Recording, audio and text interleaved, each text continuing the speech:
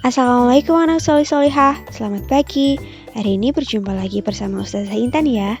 Kita akan belajar masih di tema 3A. Dan yang kita akan pelajari kali ini adalah ciri-ciri makhluk hidup. Sebelum kita belajar bersama-sama, alangkah lebih baiknya kita membaca basmalah terlebih dahulu. Bismillahirrahmanirrahim. Sudah siap belajar kan? Nah, tadi Ustazah sudah sampaikan kalau kita hari ini akan belajar tentang ciri-ciri makhluk hidup di tema 1, subtema 1. Sebelum kalian mempelajari, kalian harus paham dulu apa itu pengertian makhluk hidup. Makhluk hidup adalah suatu organisme yang dapat mempertahankan dirinya dari berbagai perubahan lingkungan dan dapat berkembang biak untuk melestarikannya. Kalian perlu ketahui juga nih, makhluk hidup terdiri dari 3 jenis. Yang pertama, manusia, yang kedua, hewan, dan yang ketiga, tumbuhan. Selanjutnya, pahami juga tentang ciri-ciri makhluk hidup. Jadi, makhluk hidup itu bergerak, bernafas, tumbuh, peka terhadap rangsangan, berkembang biak, yang terakhir makan dan minum. Ustazah akan menjelaskan satu persatu. Yang pertama, bergerak.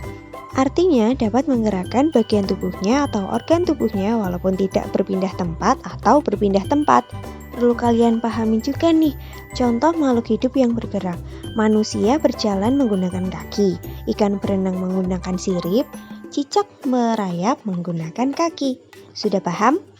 Kemudian yang kedua ada bernafas. Bernafas adalah proses mengambil oksigen dari lingkungan dan mengeluarkan gas karbon dioksida dari tubuh.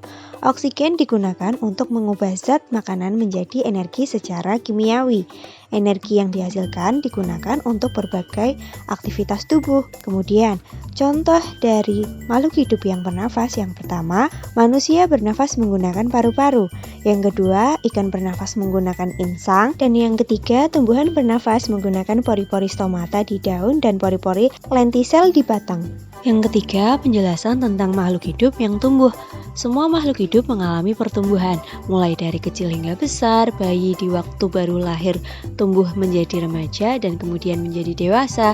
Anak hewan yang semula kecil lambat laun menjadi besar seperti induknya. Kemudian ada biji yang ditanamkan tumbuh menjadi kecambah dan kemudian menjadi tanaman yang lebih besar lagi. Kalian simak ya contoh dari makhluk hidup yang tumbuh. Di sini ada contoh pertumbuhan pada hewan.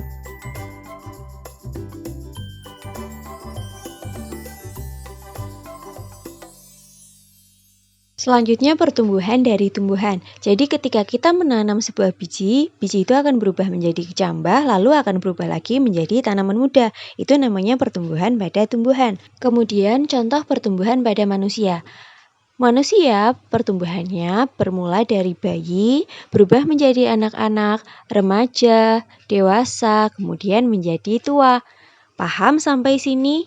Yang keenam, Ustazah akan menjelaskan bahwa makhluk hidup peka terhadap rangsangan. Artinya, reaksi ini timbul jika ada rangsangan dari lingkungan. Rangsangan dapat berupa cahaya, panas, dingin, bau dari gas, sentuhan, gravitasi, rasa, dan lain-lain. Coba kalian simak contoh berikut ini biar kalian lebih paham ya. Pernahkah kalian melihat tumbuhan seperti ini? Ini adalah putri malu.